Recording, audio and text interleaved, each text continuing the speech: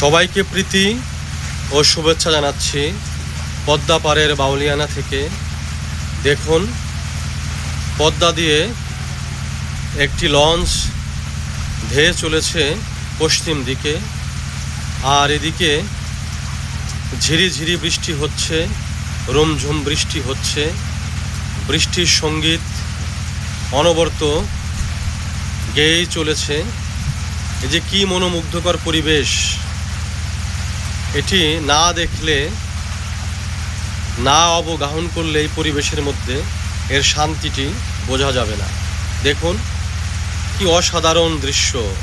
খড়ের গাদা, নৌকো আছে, বিভিন্ন ধরনের উদ্ভিদের বাতাসে দোল খাওয়া।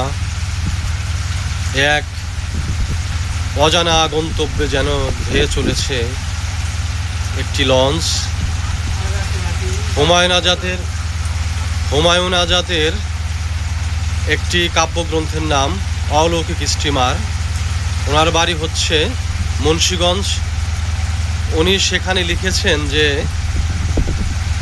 ওনার বইয়েতে যে ওনার শৈশবে মনে হতো যে একটা অলৌকিক স্টিমারের শব্দ তার কানে ভেসে আসতো।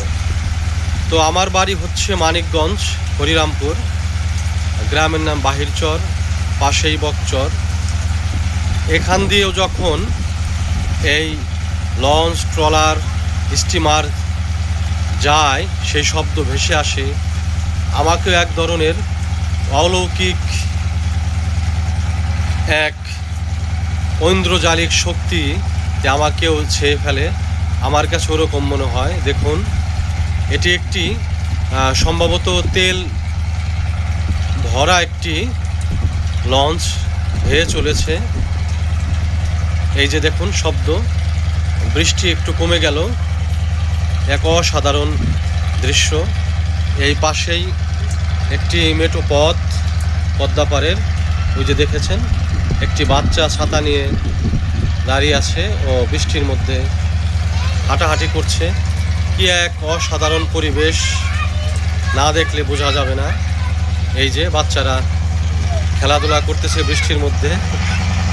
ওরা নানান ধরনের একে অপরকে ডাকাডাকি করতেছে। স্টিমারের শব্দ বেড়ে গেল, অনেক স্রোত, দুর্দান্ত পরিবেশ। দেখুন